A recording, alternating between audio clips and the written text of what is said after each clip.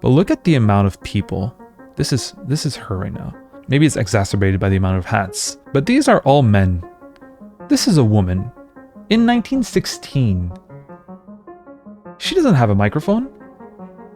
She's like in a car, in the back of a car, standing up, speaking to maybe not thousands, but hundreds of people, men who were probably very misogynistic. Let's be honest with ourselves.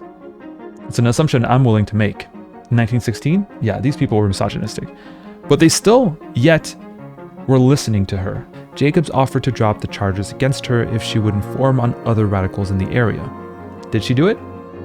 She responded by throwing a glass of ice water in his face. But I want to look into Emma Goldman. So it's going to be like a little kind of a biography of Emma Goldman that we're going to go through. And I'm very interested in her in this, like, it might not go in depth, but the things that I'm interested in is the McKinley assassination. For those who don't know, there was an American president. When we say how many American presidents were assassinated, a lot of people know about Lincoln and the one who was in Texas. I have a blank. JFK, thank you. Holy shit. JFK, thank you. At least I knew where he died, so... No, we're not going to read her autobiography on stream, Roman. We're going to just read her, what she did through Wikipedia. And so we know about JFK, we know about Lincoln, but we don't necessarily know about McKinley. McKinley was assassinated by an anarchist. And Emma Goldman was actually in support of that assassination. So it's something that, we can learn about through learning about Emma Goldman. She was a great advocate of birth control, of queer rights, of free love. She was deported to Russia, and she actually went to Spain during the Spanish Civil War. She was a feminist, blah, blah, blah. Super interesting life, and I want to learn more about it and learn more about the context in which she evolved. And we can do that together by watching a little summary of her life and her ideas on Wikipedia. Yeah, she is really, really cool. And she was actually kind of like forgotten about, but she came back like in popular discourse in the 70s when things became radical again. Anyway, let's go. So Emma Goldman, 1869 to 1940, was a Russian-born anarchist, political activist, and writer. She played a pivotal role in the development of anarchist political philosophy in North America and Europe in the first half of the 20th century. Born in Lithuania, then Russian Empire, to an Orthodox Lithuanian Jewish family, Goldman emigrated to the United States in 1885. If we do this often, you'll notice that there's a lot of, with anarchism, if you're not familiar with it, there's a lot of Jewish history with anarchism, a lot of it. And it's not a coincidence either. There's a historical context as to why Jewish people have been attracted to anarchism historically. Attracted to anarchism after the Chicago Haymarket Affair, Goldman became a writer and a renowned lecturer on anarchist philosophy, women's rights, and social issues, attracting crowds of thousands. Keep in mind, like a woman attracting crowds of thousands in the 19th century or beginning of the 20th is a feat in itself. And also, maybe one day we'll look into the Chicago Haymarket Affair. Also a pivotal point in American history. She and anarchist writer Alexander Berkman, her lover and lifelong friend, planned to assassinate industrialist and financier Henry Clay Frick as an act of propaganda of the deed. Frick survived the attempt on his life in 1892, and Berkman was sentenced to 22 years in prison. Goldman was imprisoned several times in the years that followed for inciting to riot and illegally distributing information about birth control. In 1906, Goldman founded the anarchist journal Mother Earth. In 1917, Goldman and Berkman were sentenced to 2 years in jail for conspiring to induce persons not to register for the newly instated draft. After their release from prison, they were arrested along with 248 others in the so-called Palmer Raids during the first Red Scare and deported to Russia. Initially supportive of that country's October Revolution that had brought the Bolsheviks to power, Goldman changed her opinion in the wake of the Kronstadt Rebellion, which we can also look up into eventually, she denounced the Soviet Union for its violent repressions of independent voices. She left the Soviet Union and in 1923 published a book about her experiences, My Disillusionment in Russia. While living in England, France, and Canada and France, she wrote an autobiography called Living My Life. It was published in 2 volumes in 1931 and 1935. After the outbreak of the Spanish Civil War, Goldman traveled to Spain to support the anarchist revolution there. She died in Toronto, Canada, on May 14, 1940, at age 70. During her life, Goldman was lionized as a free-thinking rebel, a rebel woman by admirers, and denounced by detractors as an advocate of politically motivated murder and violent revolution. I don't know if they'll say this, but Emma Goldman was labeled the most dangerous woman in America during her lifetime. I think it's the CIA who actually labeled her that. Her writing and lectures spanned a wide variety of issues, including prisons, atheism, freedom of speech, militarism, capitalism, marriage, free love, and homosexuality. And keep that in mind. Context is she's in her 1900s, 1910s, and she's talking about all these things as a woman with maybe not with authority. Let's say that's not the right word, but with confidence, let's say. Although she distanced herself from first-wave feminism and its effort toward women's suffrage, she developed new ways of incorporating gender politics into anarchism. After decades of obscurity, Goldman gained iconic status in the 1970s by a revival of interest in her life when feminist and anarchist scholars rekindled popular interest. Funny thing is, she was actually against women's suffrage. And she wrote a text against women's suffrage, which is fascinating in itself. But she talked about how the right to vote, if you give that to women, they won't. It's just another way of making them silent. The same way it makes the working class silent by giving them the illusion of having power when they have none. It's also the whole criticism of capitalism that even if women are on the same equal rights as as men. So let's say, women now can work and women now can vote. Well, they're not emancipated. They might be emancipated when you compare it to working class men's emancipation, but they're still shackled by capitalism and by the state.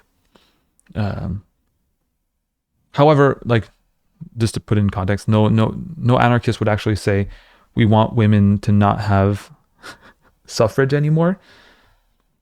When Emma Goldman advocated against women's suffrage, she was doing it in the idea that we should advocate we should destroy every suffrage so that everybody can be so we can advocate for direct democracy and not for representational democracy. So family, Emma Goldman was born in an Orthodox Jewish family in Kovno in Lithuania, then within the Russian Empire. Goldman's mother, Toby Bienowicz, had been married before to a man with whom she had 2 daughters, Helena in 1860 and Lena in 1862. When her first husband died of tuberculosis, Toby, I think it's Toby, was devastated. Goldman later wrote, "Whatever love she had died with the young man to whom she had been married at the age of 15."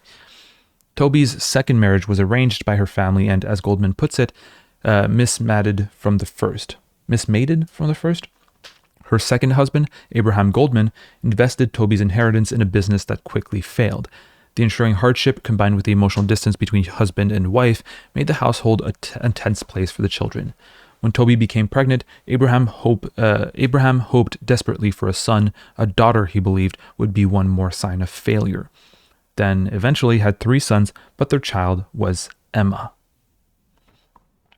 Emma Goldman was born in 1869. Her father used violence to punish his children, beating them, and when they disobeyed him. He used a whip on Emma, the most rebellious of them. Her mother provided scarce comfort, rarely calling on Abraham to tone down his beatings. Goldman should have maybe used a trigger warning. All right. Goldman later speculated that her father's furious temper was at least partly a result of sexual frustration. People were saying that she was educated by Freud. Maybe that those ideas are come from there. Goldman's relationships with her elder half sisters Helena and Lena were a study in contrasts. Helena, the oldest, provided the comfort the children lacked from their mother and filled Goldman's childhood with whatever joy it had. Lena, however, was distant and uncharitable. The three sisters were joined by brother Louis, who died at the age of 6, Herman, born in 1872, and Moisha, born in 1879. Let's skip a bit. Here, at her new job, Goldman met a fellow worker named Jacob Kirschner, who shared her love for books, dancing, and traveling, as well as her frustration with the monotony of factory work. That's when she's in New York. After 4 months, they married in February 1887. Once he moved in with Goldman's family, their relationship faltered. On their wedding night, she discovered that he was impotent. They became emotionally and physically distant. Before long, he became jealous and suspicious and threatened to commit lest she left him. Meanwhile, Goldman was becoming more engaged with the political turmoil around her, particularly the aftermath of executions related to the 1886 Haymarket affair in Chicago and the anti-authoritarian political philosophy of anarchism. That's one thing. Once you see that, like on the wedding night, she discovered that he was impotent. That's the kind of thing that, like, guys, before marrying someone, please have sex with them. It's like, it's personal choice in a way, but also like, it's actually a good thing to have sex with someone before marriage, despite your Christian upbringing. In that sense, I'm not saying that, oh, because like someone who's impotent shouldn't be married, but to some people that's fine. To some others, that's like a deal breaker. And there's many different things that can become. And if you're asexual, you're right. Maybe asexual people don't need to have sex before marriage, but in general, I mean, if you're asexual, maybe you should, you will tell the person that you are asexual before marrying them, obviously. But if it's not clear, or if it's not clear what you expect in a sexual relationship with your partner, or what you expect and what the other expects of you as well, and if you can fill up those expectations or not, like those are things that you can maybe discuss, but mostly something that you can experience and see if it actually works. But yeah, let's continue. Less than a year after the wedding, the couple were divorced. Kirschner begged Goldman to return and threatened to poison himself if she did not. They reunited, but after 3 months, she left once again. Her parents considered her behavior loose and refused to allow Goldman into their home. Carrying her sewing machine in one hand and a bag with $5 in the other, she left Rochester and headed southeast to New York City. So she wasn't in New York City, she was just in the state of New York. And a lot of these prefigure her ideas as well, right? Imagine the idea of that, like, just divorcing from someone, and it's like, I'm disowning you for divorcing from someone that you are not in love with or not happy with. She was an advocate for free love. We might see that. We might see that later on.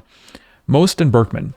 On her first day in the city, Goldman met two men who greatly changed her life. At Saks Cafe, a gathering place for radicals, she was introduced to Alexander Berkman, an anarchist who invited her to a public speech that evening. By the way, we're talking about places for different philosophies or different ideas or culture and all that. Physical spaces are really important, and that's not only for like to ground those philosophies or those ideas or culture in reality, but also to meet people who share those ideas and who share these I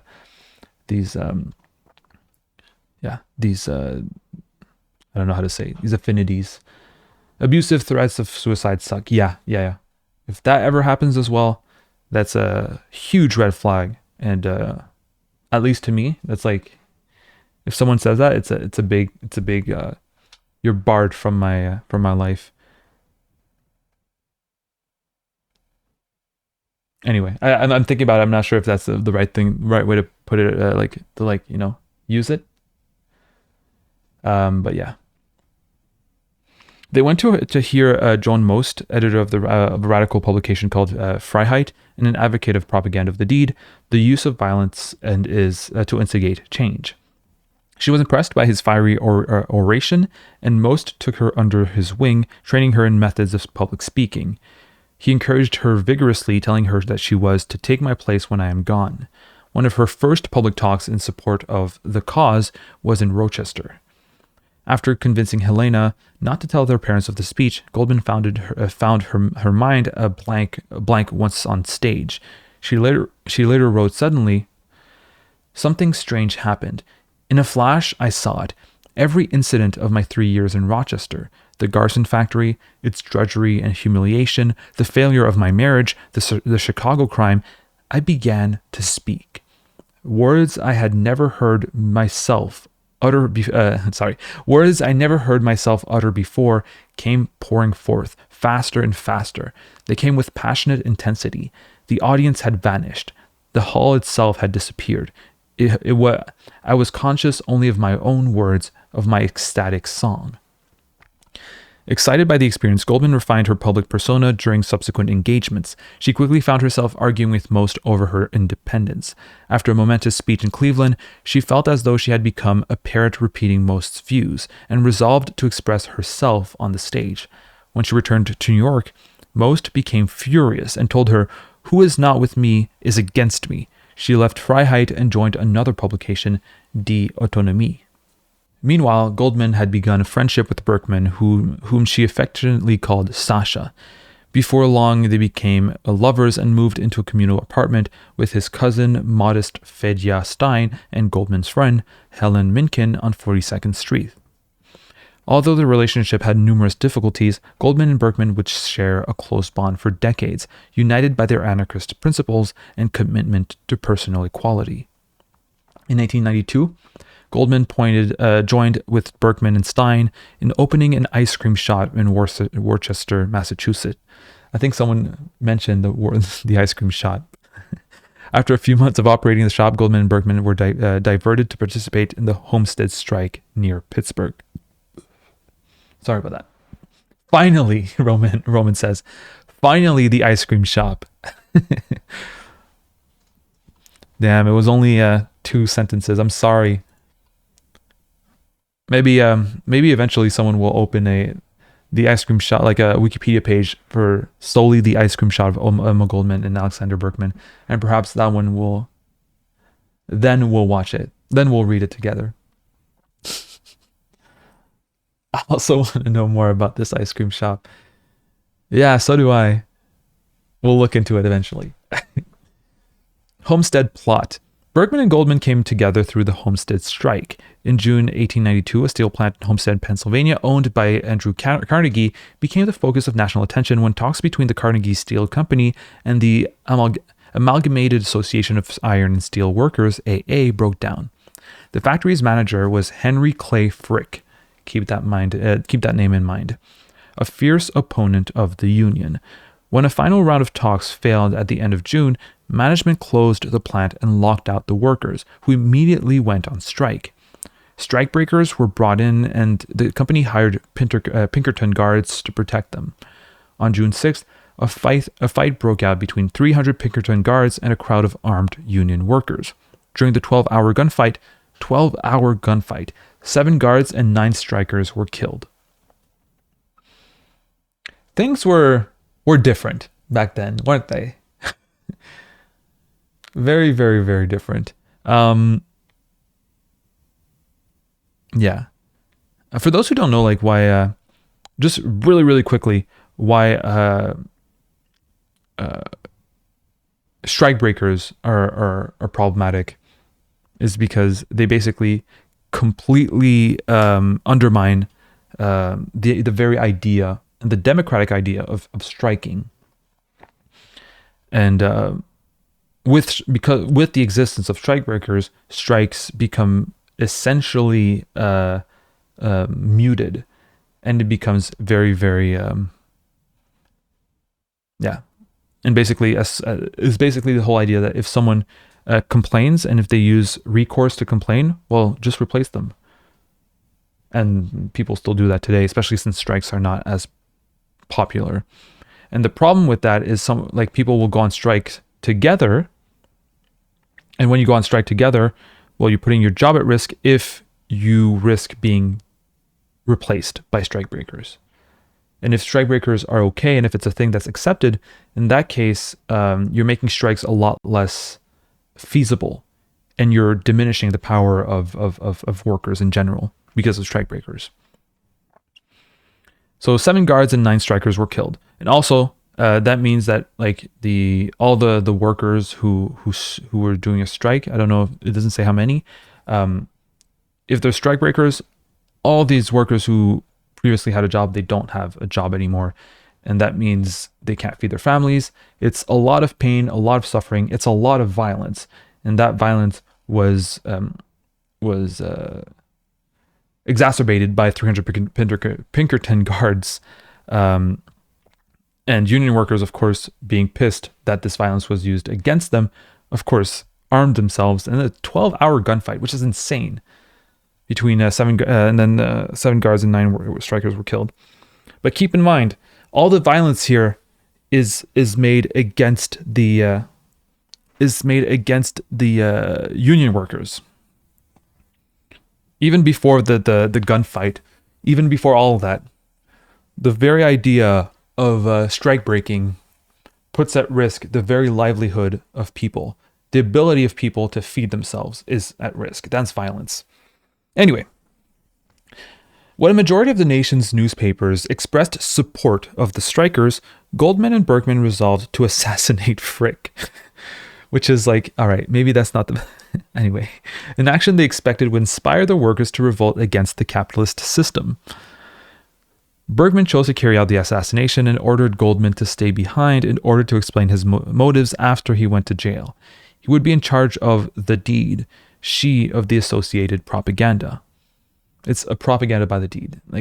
It's I don't think it's something that necessarily a lot of people agree with today. Maybe some do, but we'll see what came out of this, if it actually worked or not. Berkman set off for Pittsburgh on his way to Homestead, where he planned to shoot Frick. Goldman, meanwhile, decided to help fund the scheme through prostitution. Remembering the character of Sonia in Fyodor Dostoevsky's novel Crime and Punishment, she mused. She had become a prostitute in order to support her little brother and sisters. Sensitive Sonia could sell her body. Why not I? Once on the street, Goldman caught the eye of a man who took her into a saloon, bought her a beer, gave her $10, informed her she did not have the knack, and told her to quit the business. She was too astounded for speech. She wrote to Helena claiming illness and asked her for $15. That didn't work out. On July 23rd, Berkman gained access to Frick's office while carrying a concealed handgun. He shot Frick 3 times and stabbed him in the leg. Just to make sure, a group of workers, far from joining in his attentat, beat Berkman unconscious, and he was carried away by the police. Berkman was convicted of attempted murder and sentenced to 22 years in prison. Goldman suffered during his long absence. Convinced Goldman was involved in the plot, police raided her apartment. Although they found no evidence, they pressured her landlord into evicting her. Worse, the attentat had failed to rouse the masses. Surprise, surprise. Workers and anarchists alike condemned Berkman's action. Joan Most, their former mentor, lashed out at Berkman and the assassination attempt. Furious at these attacks, Goldman brought a toy horsewhip to a public lecture and demanded on stage that Most explain his betrayal. He dismissed her, whereupon she struck him with the whip, broke it on her knee, and hurled it to pieces at him. She later regretted her assault, confiding to a friend, "At the age of 23, one does not reason." So all of that, she was 23. So yeah, I'm 26 and have All right, Emma. Holy shit, eh? Inciting to riot. Oh, and by the way, just to go back on the idea of propaganda of the deed, here it doesn't work very often. The best it shows is a how would you call it? A passion, and it shows that you're very passionate about whatever you're advocating for. but it's not really convincing anyone. And it turns the people who you're trying to show as an oppressor, you turn them into a martyr or as the oppressed, you know, like, oh, poor Henry Clay Frick, who was attempted to be killed, right? After basically putting 300 people, not 300, but after putting a whole bunch of workers out of their ways of making money to feed themselves. Margot says is like performative activism. Yeah, in a way, there's a logic to propaganda of the deed, and I mean a lot of people disagree with it.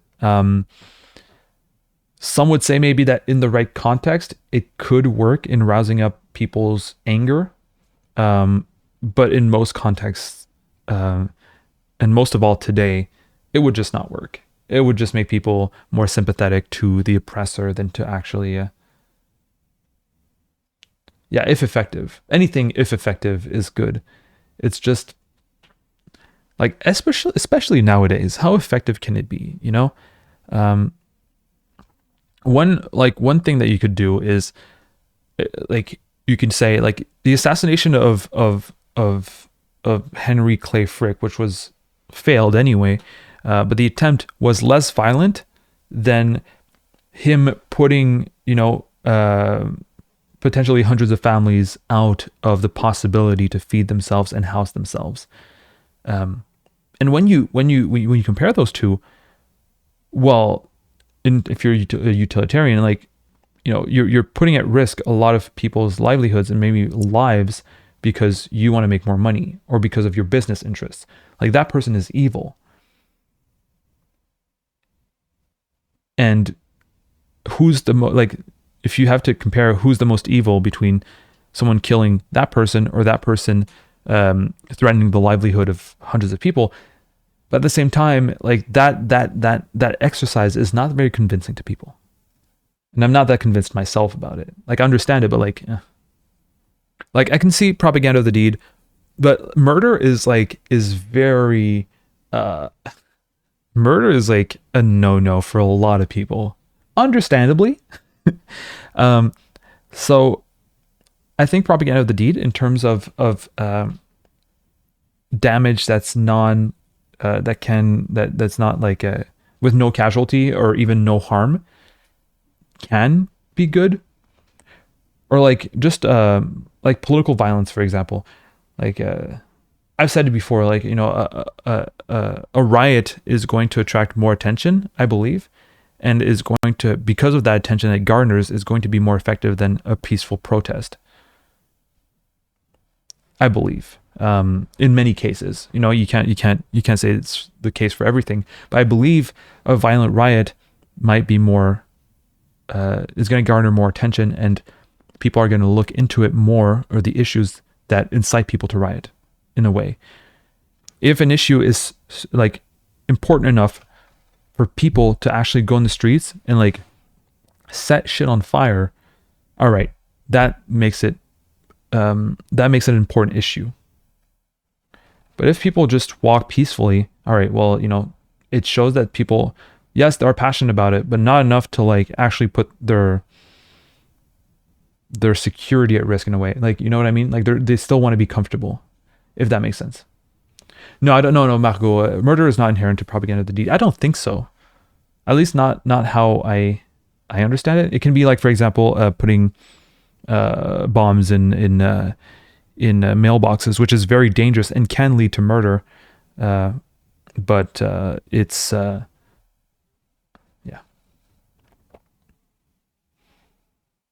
it's definitely something that we can talk about eventually. But yeah, let's continue. Inciting to riot. When the Panic of 1893 struck in the following year, I don't know what the Panic of 1893 is. It's an economic depression. All right. The United States suffered one of its worst economic crises. All right. Thank you, Wikipedia. By year's end, the unemployment rate was higher than 20%, and hunger demonstrations sometimes gave way to riots. Goldman began speaking to crowds of frustrated men and women in New York City. On August 21st, she spoke to a crowd of nearly 3,000 people in Union Square, where she encouraged unemployed workers to take immediate action. Her exact words are unclear. Undercover agents insist she ordered the crowd to take everything by force. But Goldman later recounted this message. Well then, demonstrate before the palaces of the rich. Demand work. If they do not give you work, demand bread. If they deny you both, take bread. Later in court, Detective Sergeant Charles Jacobs offered yet another version of her speech. I don't know if this is it. I know because that's in 1916. But look at the amount of people. This is her right now, and like maybe it's exacerbated by the amount of hats. But these are all men. This is a woman in 1916. She doesn't have a microphone. She's like in a car, in the back of a car, standing up, speaking to maybe not thousands, but hundreds of people. Without a microphone, men who were probably very misogynistic. Let's be honest with ourselves. It's an assumption I'm willing to make. In 1916, yeah, these people were misogynistic, but they still yet were listening to her. Exacerbated by hats, yes. But that's insane. That's it's admirable. Let's go back to the inciting riot. A week later, Goldman was arrested in Philadelphia and returned to New York City for trial, charged with inciting to riot. During the train ride, Jacobs offered to drop the charges against her if she would inform on other radicals in the area. Did she do it? She responded by throwing a glass of ice water in his face. As she awaited trial, Goldman was visited by Nellie Bly, a reporter of the New York World. She spent 2 hours talking to Goldman and wrote a positive article about the woman she described as a modern Joan of Arc. See, like, I think that's the kind of thing that you want, right? Like, getting a positive article in a magazine. You're not going to get it, or you're not going to get the modern Joan of Arc by killing someone, but by getting arrested for inciting riot to people who are super hungry when there's a 20% unemployment rate. Then that might get you sympathy, and actually. Being called a modern Joan of Arc is pretty good, right? Take bread. Despite this positive publicity, the jury was persuaded by Jacobs' testimony and frightened by Goldman's politics, obviously. Wait, did they have a bias towards cops? No. The assistant district attorney questioned Goldman about her anarchism as well as her atheism. The judge spoke to her as a dangerous woman. Atheism is very dangerous. She was sentenced to 1 year in the Blackwell's Island penitentiary. Only inside, she suffered an attack of rheumatism and was sent to the infirmary. There, she befriended a visiting doctor and began studying medicine. She also read dozens of books, including works by the American activist writers Ralph Waldo Emerson and Henry David Thoreau, novelist Nathaniel Hawthorne, poet Walt Whitman, and philosopher John Stuart Mill. When Goldman was released after 10 months, a raucous crowd of nearly 3,000 people greeted her at the Thalia Theater in New York City. She soon became swamped with requests for interviews and lectures. See that was a good investment. That 1 year in jail, perhaps. You get to read, and then you come back as a martyr. See, she was actually martyred. That kind of martyrdom, that kind of we're actually being oppressed is actually sometimes a good tactic. And one day I'd like to talk about John Stuart Mill as well. A liberal thinker. A lot of people don't like him. He has like some pretty cringe history, but nonetheless, I believe at least it shaped my own philosophy ethically and in terms of freedom often as well. Worth looking into, and I'm happy to see that Goldman, and often anarchism, especially from Marxists, are criticized for being too liberal. But I don't think it's necessarily a bad thing, especially when it comes to freedom. Yeah, Ethan, happy to see that J.S. Mill was also a great influence for you. Very happy to see that. Darkwater says prison is a good way to become educated. That's yeah. It's a weird thing to say. It's a weird thing to think about, but like it's demonstrably true. I think boredom in general is a good way to become educated, because boredom will push you to read or to like look into things, get some intellectual stimulation from something. Boredom is a good thing, and I feel like there's no place that's more boring than a prison, right? To make money, Goldman decided to continue the medical studies she had started in prison, but her preferred field of specialization, midwifery and massage, were unavailable to nursing students in the US. She sailed to Europe, lecturing in London, Glasgow, and Edinburgh. She met with renowned anarchists such as Enrico Malatesta, Louise Michel, and Peter Kropotkin. In Vienna, she received 2 diplomas for midwifery and put them immediately to use back in the US. I love reading these stories. Bakunin is like similar, right? These people are amazing. Alternating between lectures and midwifery, Goldman conducted the first cross-country tour by an anarchist speaker. In November 1899, she returned to Europe to speak, where she met the Czech anarchist Hippolyte Havel in London. I don't know, I never heard of Hippolyte Havel. They went together to France and helped organize the 1900 International Anarchist Congress on the outskirts of Paris. Afterward, Havel immigrated to the United States, traveling with Goldman to Chicago. They shared a residence there with friends of Goldman. Now, with the McKinley assassination, we might learn a bit, because not a lot of people know, even Americans don't know about the first, is that the first? No, the second, because Lincoln was before 1901. The second president to be assassinated in U.S. history. The McKinley assassination. On September 6, 1901, Leon Czolgosz, an unemployed factory worker and registered Republican, shot U.S. President William McKinley twice during a public speaking event in Buffalo, New York. By the way, Republican, I'm not that versed into that, but I know at one point the Republicans were more on the left and the Democrats were more on the right, and it switched eventually. So I don't think he was a right-wing anarchist, or anyway, maybe he was very confused. I don't know much about Leon Czolgosz. McKinley was hit in the breastbone and stomach and died 8 days after. Czolgosz was arrested. Czolgosz, maybe someone can tell me how to pronounce that, was arrested and interrogated around the clock. During interrogation, he claimed to be an anarchist and said he had been inspired to act after attending a speech by Goldman. Way to throw Goldman under the bus, by the way. The authorities used this as a pretext to charge Goldman with planning McKinley's assassination. They tracked her to her residence in Chicago she shared with Havel, as well as with Mary and Abe Isak, an anarchist couple and their family. Goldman was arrested along with Isak, Havel, and 10 other anarchists. Earlier, Czolgosz had tried to but failed to become friends with Goldman and her companions. During a talk in Cleveland, Czolgosz had approached Goldman and had asked her advice on which books he should read. In July 1901, he had appeared at the Isak house asking a series of unusual questions. They assumed he was an infiltrator, like a number of police agents sent to spy on radical groups. They had remained distant from him, and Abe Isak sent a notice to associates warning of another spy. He was just trying to make friends.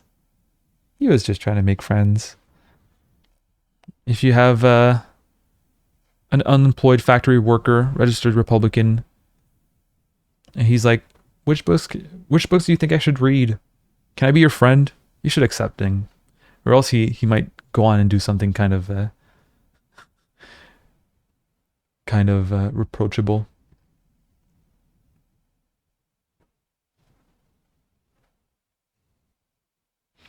Although Czolgosz repeatedly denied Goldman's involvement, the police held her in close custody, subjecting her to what she called the third degree.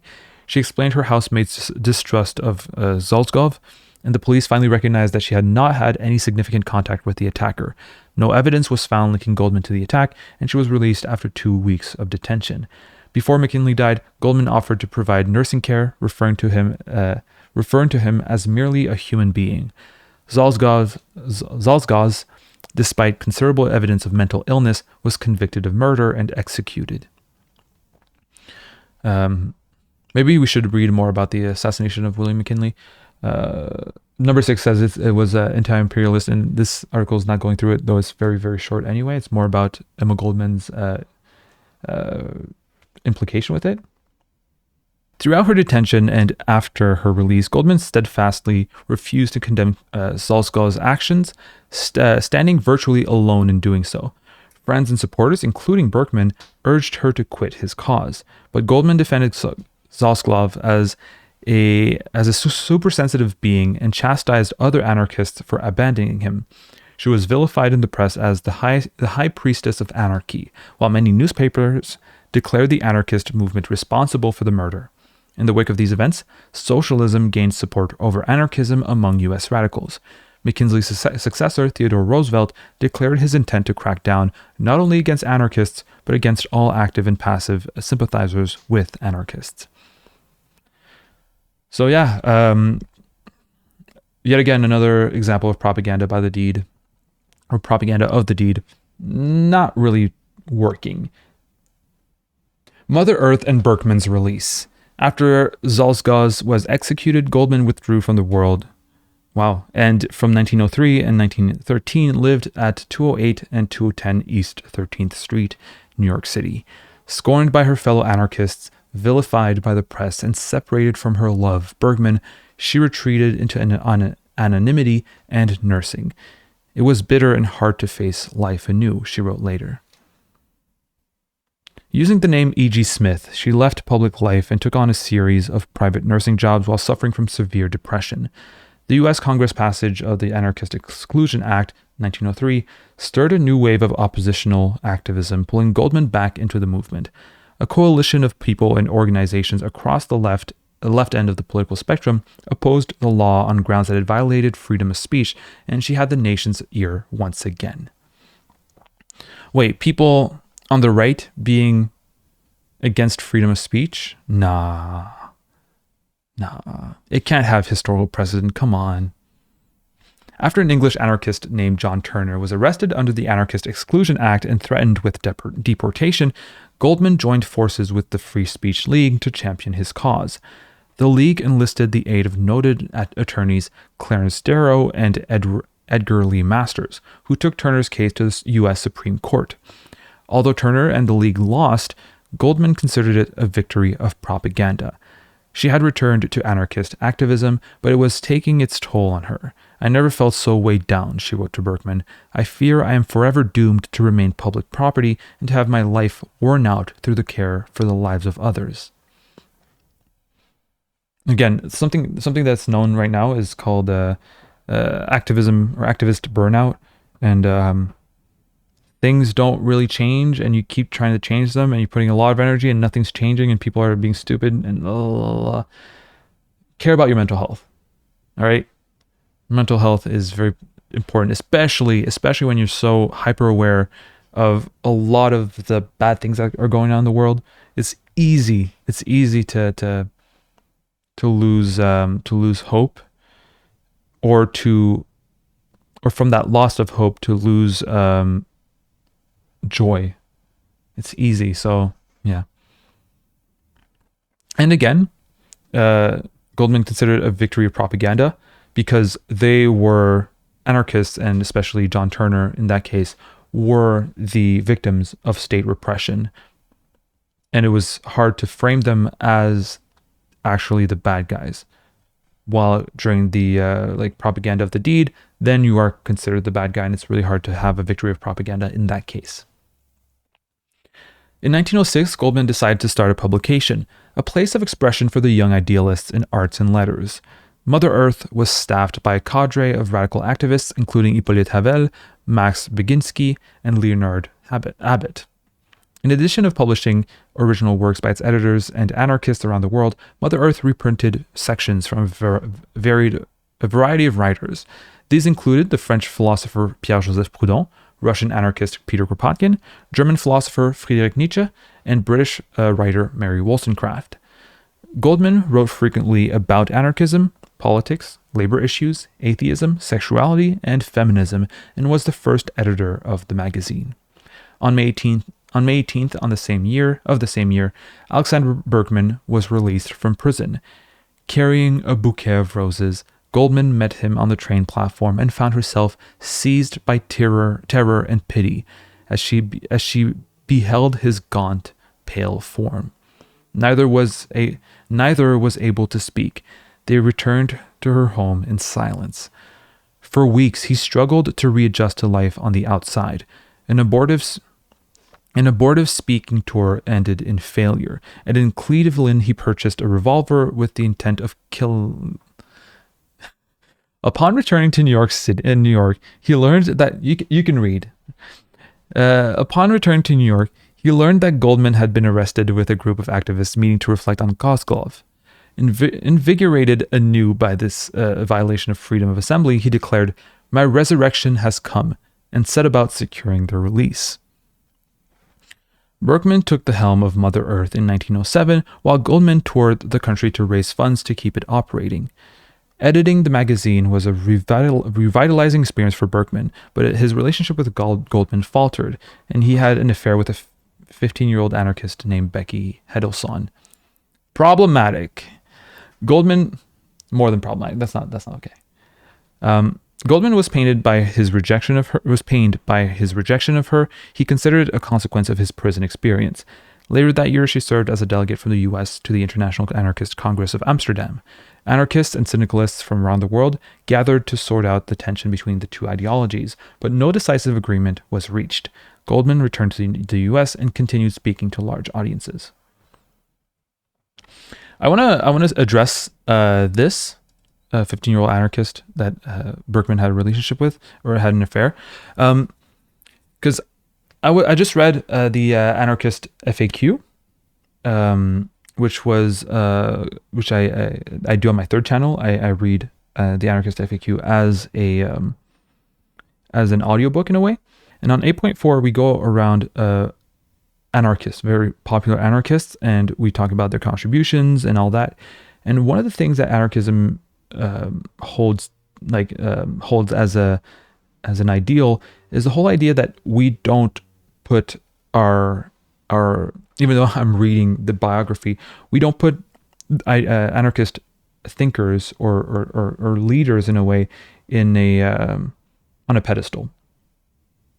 For example, we don't call the branches of anarchism anarcho-Goldmanism, or just Goldmanism to talk about Emma Goldman, or Kropotkinism, or Proudhonism.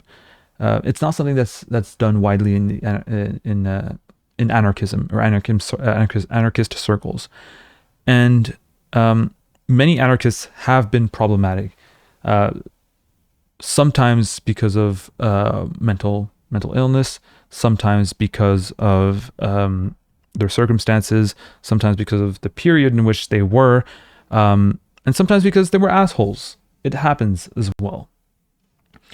And if you ever read 8.4, if you ever listen to 8.4 on Anarchist FAQ, it ends by saying that anarchists are still critical of the figures that led anarchism, or that contributed to the philosophy of anarchism, and that often anarchists can be criticized for some of their I don't know how to say it, of their leaders for being problematic. But in the case, for example, on Anarchist FAQ, they say that's not a valid criticism, because what we like about these people is their contributions to anarchism and how to the ideas and philosophy of anarchism.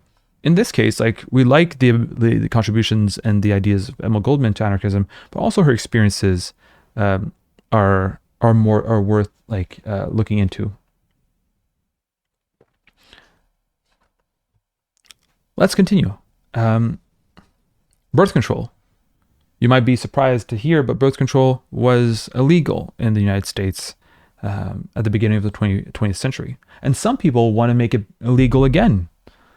So let's see how how life was and before it was illegal, before it was legal. Let's see what some segments of the population want to bring us back to. For the next 10 years, Rietman, essays, and birth control. For the next 10 years, Goldman traveled around the country nonstop, delivering lectures and agitating for anarchism. The coalitions formed in opposition to the Anarchist Exclusion Act had given her an appreciation for reaching out to those of other political positions. When the U.S. Justice Department sent spies to observe, they reported the meetings as packed. Writers, journalists, artists, judges, and workers from across the spectrum spoke of her magnetic power, her convincing presence, her force, eloquence, and fire. In the spring of 1908, Goldman met and fell in love with Ben Rietman, the so-called hobo doctor. Having grown up in Chicago's Tenderloin district, Rietman spent several years as a drifter before earning a medical degree from the College of Physicians and Surgeons of Chicago. As a doctor, he treated people suffering from poverty and illness, particularly venereal diseases. He and Goldman began an affair. They shared a commitment to free love, and Rietman took a variety of lovers, but Goldman did not. She tried to reconcile her feelings of jealousy with a belief in freedom of the heart, but found it difficult. 2 years later, Goldman began feeling frustrated with lecture audiences. She yearned to reach the few who really want to learn, rather than the many who come to be amused. She collected a series of speeches and items she had written for Mother Earth and published a book titled Anarchism and Other Essays. Covering a wide variety of topics, Goldman tried to represent the mental and soul struggles of 21 years. When Margaret Sanger, an advocate of access to contraception, coined the term birth control and disseminated information about various methods in June 1914, in the June 1914 issue of her magazine, The Woman Rebel, she received aggressive support from Goldman.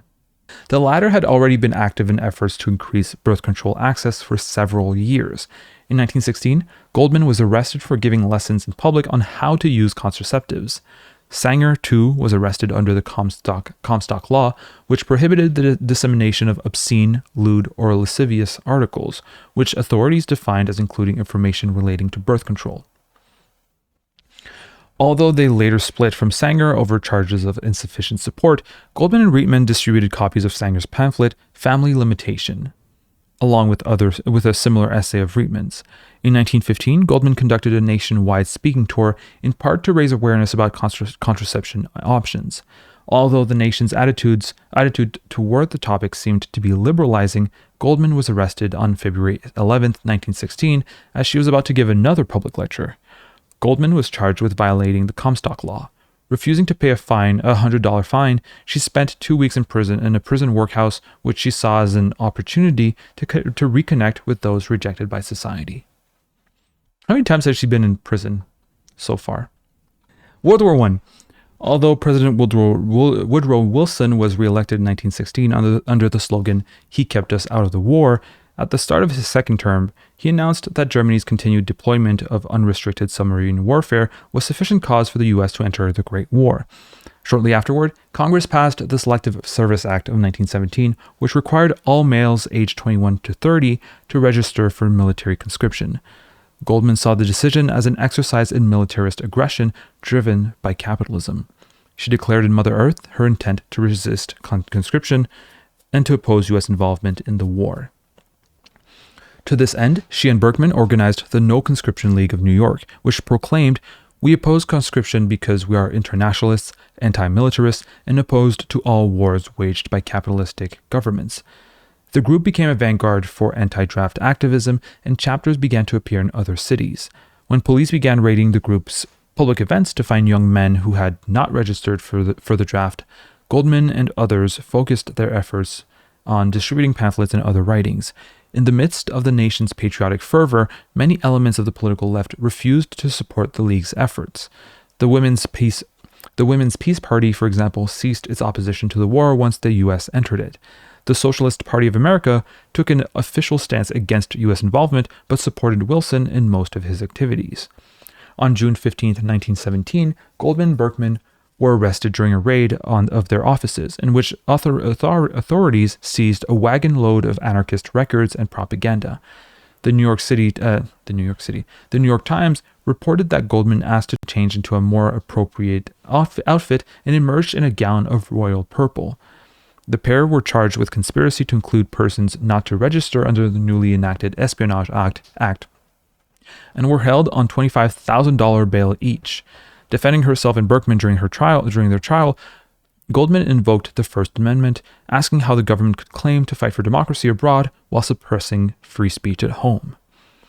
We say that if America has entered the war to make the world safe for democracy, she must first make democracy safe in America. How else is the world to take America seriously when democracy at home is daily being outraged, free speech suppressed, peaceable assemblies broken up by overbearing and brutal gangsters in uniform, when free press is curtailed and every independent opinion gagged? Verily, poor as we are in democracy, how can we give it to the world? The jury found Goldman and Berkman guilty. Judge Julius Marschwitz Mayer imposed a maximum sentence, 2 years imprisonment, a $10,000 fine each, and the possibility of deportation after their release from prison. As she was transported to Missouri State Penitentiary, Goldman wrote to a friend, 2 years imprisonment for having made an uncompromising stand for one's ideal. Why, that is a small price. In prison, she was assigned to work as a seamstress, under the eye of a miserable gutter snipe of a 21-year-old boy paid to get results. She met the socialist Kate Richards O'Hare, who had also been imprisoned under the Espionage Act. Although they differed on political strategy, O'Hare believed in voting to achieve state power. The two women came together to agitate for better conditions among prisoners. Goldman also met and became friends with Gabriella Segata Antolini, an anarchist and follower of Luigi Galliani. Antolini had been arrested transporting a satchel filled with dynamite on a Chicago-bound train. She had refused to cooperate with authorities and was sent to prison for 14 months. Working together to make life better for the other inmates, the three women became known as the Trinity. Goldman was released on September 27, 1919. For Antolini had been arrested transporting a satchel filled with dynamite on a Chicago-bound train. She had refused to cooperate with authorities and was sent to prison for 14 months. I feel like 14 months is kind of low for transporting dynamite on a Chicago train. Like, what are you doing with dynamite on a train? No shit, she's not cooperating with authorities. Like, oh, I'm just going like on a construction site. Yeah, no worries. I was sent to prison for 14 months. I feel like that's nothing. If I had done whatever. Yeah, let's jail all the socialists together. What could go wrong? Isn't that crazy though? Those jails, especially under the Espionage Act, had basically political prisoners during the First World War. How it's a bad idea, but obviously it's a bad idea. But doesn't that make prisons kind of suspiciously political? We know that.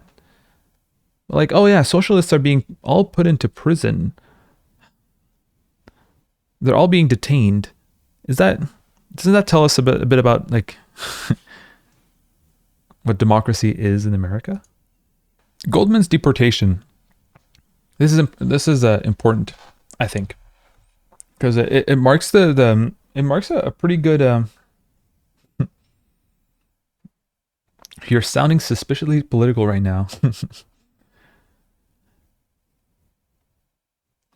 Here the deportation is interesting because she's going to Russia, and in a Bolshevik communist Russia, or yeah, well, she thought a communist Russia, and she goes there with, from what I understand,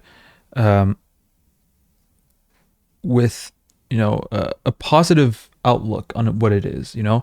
She's going there with a lot of optimism. Optimism is the right word. And as an anarchist, you should be very critical or very suspicious of state socialist or state communist projects, as many anarchists were. But many anarchists were also like kind of happy about it. They were like, oh, maybe it's going to work, right?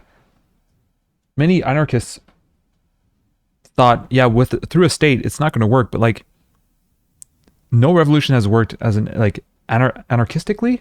So maybe the state does work with Russia, and it seems to be working. Like America hates them, capitalists hate them.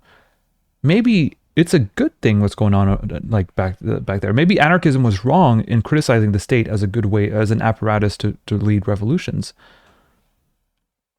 And you have this charitability coming from anarchists for Marxists, which is rare to say the least. And it's one of the only times in history where anarchists are very charitable with Marxists and with like, you know, communists. So let's see how it went. So deportation. Goldman and Berkman were released from prison during the United States Red Scare of 1919 to 1920. That's after the war, when public anxiety about wartime pro-German activities had expanded into a pervasive fear of Bolshevism and the prospect of an imminent radical revolution. It was a time of social unrest due to union organization strikes and actions by activist immigrants. Attorney General Alexander Mitchell Palmer and J. Edgar Hoover, head of the U.S. Department of Justice's General Intelligence Division, now the FBI, were intent on using the Anarchist Exclusion Act and its 1918 expansion to deport any non-citizens they could identify as advocates of anarchy or revolution. Emma Goldman and Alexander Berkman, Hoover wrote while they were in prison, are beyond doubt two of the most dangerous anarchists in this country, and return to the community will result in undue harm. And also, this is important to take into consideration, because like things were a lot more tense back then, and it can be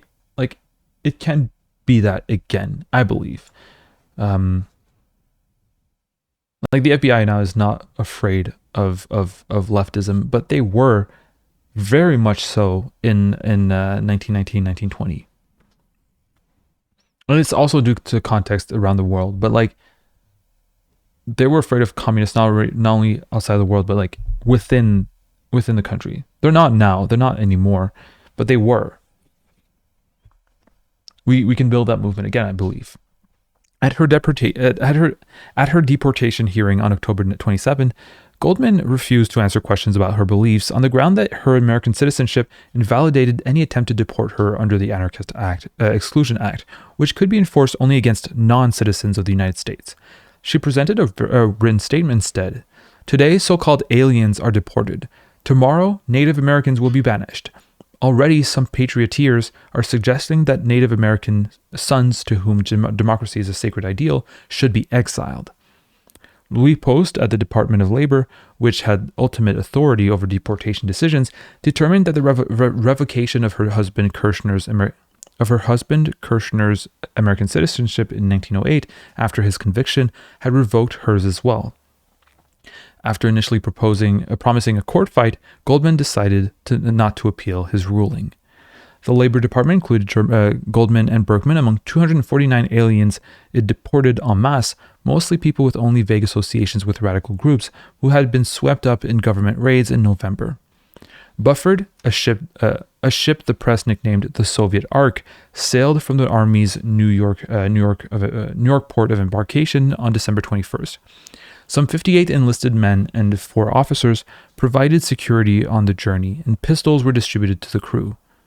Most of the press approved enthusiastically. The Cleveland Plain Dealer wrote, "It is hoped and expected that other vessels, larger, more commodious, carrying similar cargoes, will follow in her wake." The ship landed her charges in Hanko, Finland on Saturday, January 17, 1920. Upon arrival in Finland, authorities there conducted the deportees to the Russian frontier under a flag of truce. Isn't that insane? They deported American citizens because of their beliefs. Russia. Goldman initially viewed the Bolshevik Revolution in a positive light. She wrote in Mother Earth that despite its dependence on communist government, it represented the most fundamental, far-reaching, and all-embracing principles of human freedom and of economic well-being. By the time she neared Europe, she expressed fears about what was to come. She was worried about the ongoing Russian Civil War and the possibility of being seized by anti-Bolshevik forces. The state, anti-capitalist though it was, also posed a threat. I could never in my life work within the confines of the state, she wrote to her niece, Bolshevist or otherwise. So she was still critical. She wasn't completely optimistic. But she was still optimistic, but also critical. So yeah, she quickly discovered that her fears were justified. Days after returning to Petrograd, St. Petersburg, she was shocked to hear a party official refer to free speech as a bourgeois superstition. As she and Berkman traveled around the country, they found repression, mismanagement, and corruption instead of the equality and worker empowerment they had dreamed of. Those who questioned the government were demonized as counter-revolutionaries, and workers labored under severe conditions. They met with Vladimir Lenin, who assured them that the government's suppression of press liberties was justified. I didn't know they met. She actually met with Vladimir Lenin. It's insane. He told them there can be no free speech in a revolutionary period. Berkman was more willing to forgive the government's actions in the name of historical necessity, but he eventually joined Goldman in opposing the Soviet state's authority.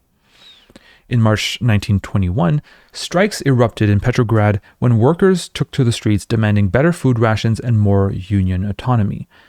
Goldman and Berkman felt a responsibility to support the strikers, stating, "To remain silent now is impossible, even criminal." That's so she supported strikers in the USSR as well. That's quite something. The unrest spread to the port town of Kronstadt, where the government ordered a military response to suppress striking soldiers and sailors. In the Kronstadt rebellion, approximately 1,000 rebelling sailors and soldiers were killed, and 2,000 or more were arrested. Many were later executed. In the wake of these events, Goldman and Berkman decided there was no future in the country for them. More and more, she wrote, "We have come to the conclusion that we can do nothing here.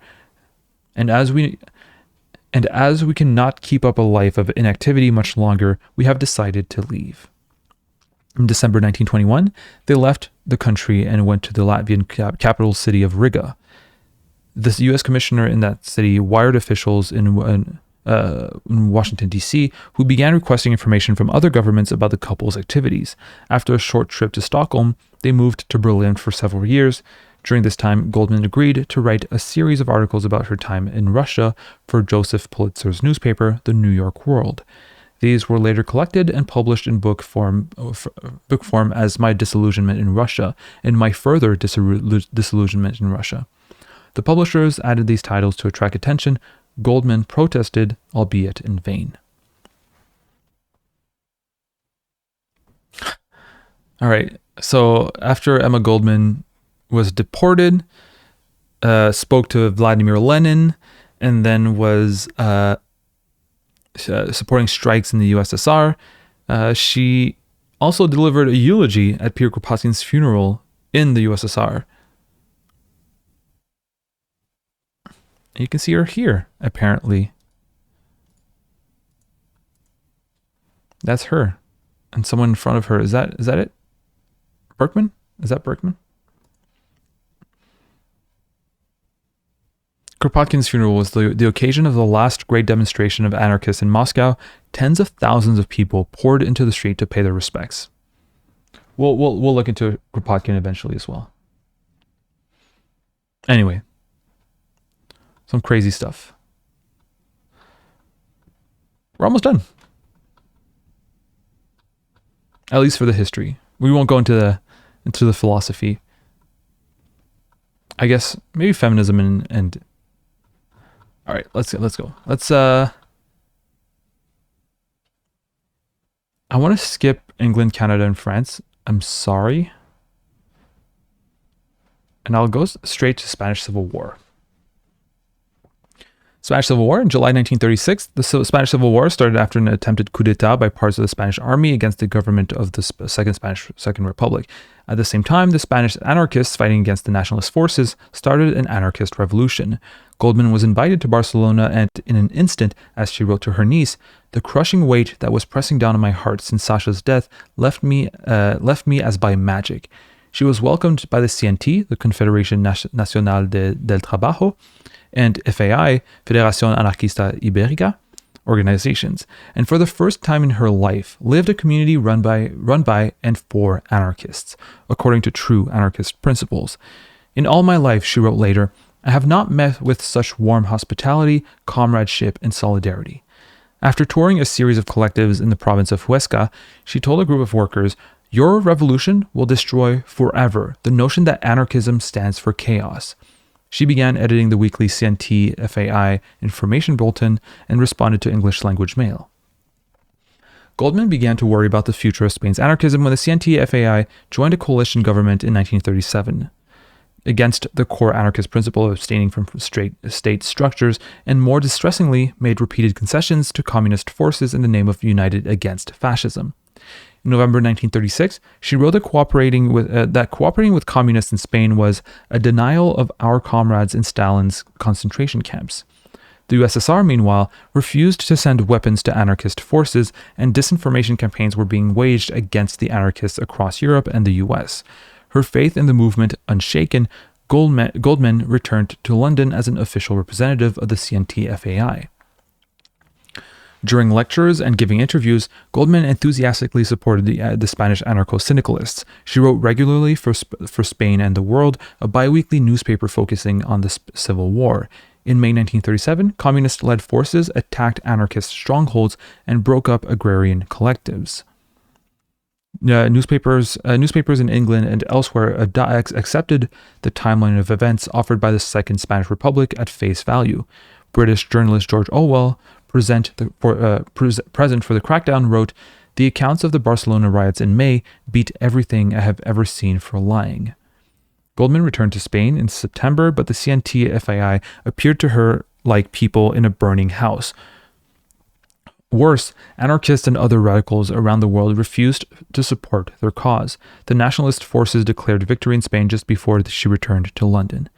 Frustrated by England's repressive atmosphere, which she called more fascist than fascists, she returned to Canada in 1939. Her service to the anarchist cause in Spain was not forgotten. On her 17th birthday, the former Secretary General of the CNT-FAI, Mariano Vázquez, sent a message to her from Paris, praising her for her contributions and naming her as our spiritual mother. She called it the most beautiful tribute I have ever received. As the events preceding World War II began to unfold in Europe, Goldman reiterated her opposition to the wars waged by governments. "Much as I loathe Hitler, Mussolini, Stalin, and Franco," she wrote to a friend, "I would not support a war against them and for the democracies which, in the analysis, are only fascist in disguise." She felt that Britain and France had missed their opportunity to oppose fascism, and that the coming war would only result in a new form of madness in the world. I disagree. I obviously disagree with the. Yeah, let's not fight Hitler, Mussolini, Stalin, and Franco, because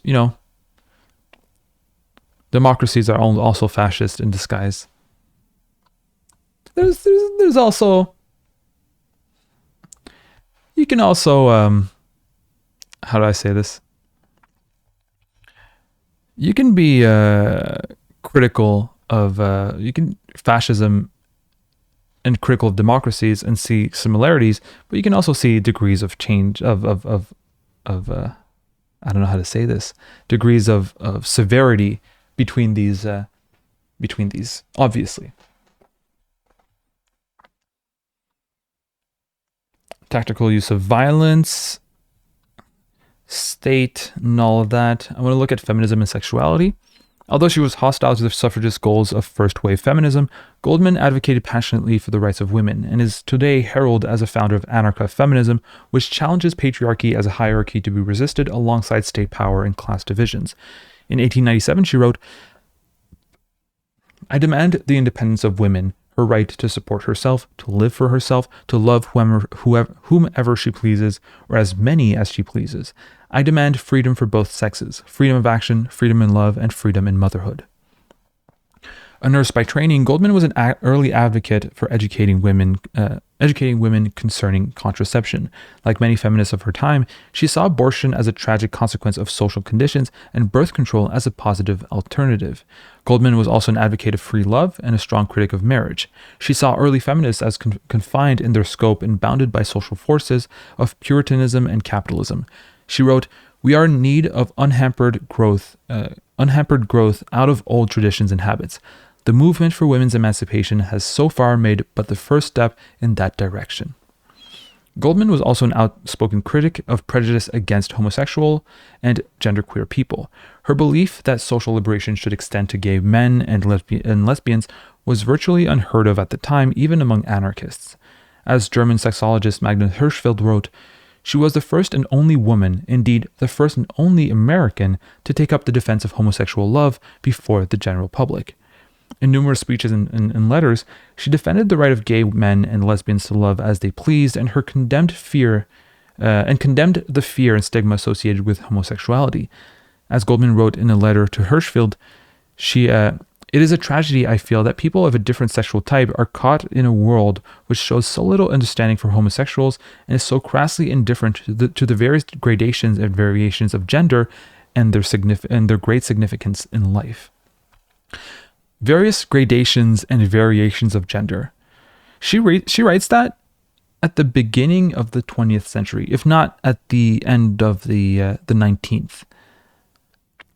Various gradations and variations of gender. That's a quote. When people say that it's a new thing, it's not. It's not. That was over 100 years ago that she wrote that. That's crazy.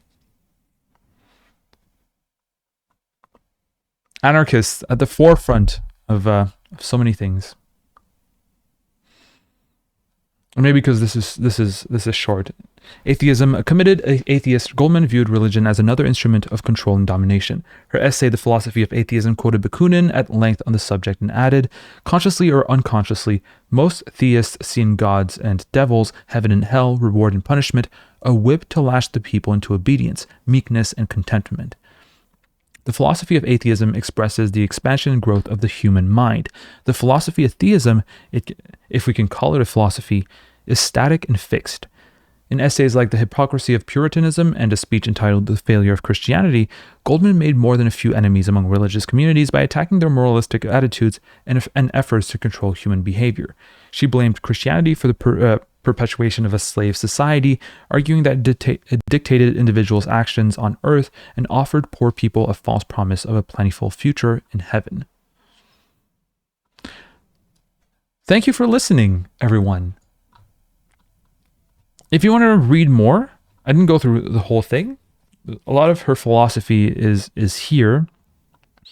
Anarchism, technical uses of violence. We saw that in her biography, kind of. Capitalism, State. We went over it quickly, or maybe not that quickly. But if you want to read more on Emma Goldman, it's down there. And yeah, that was it.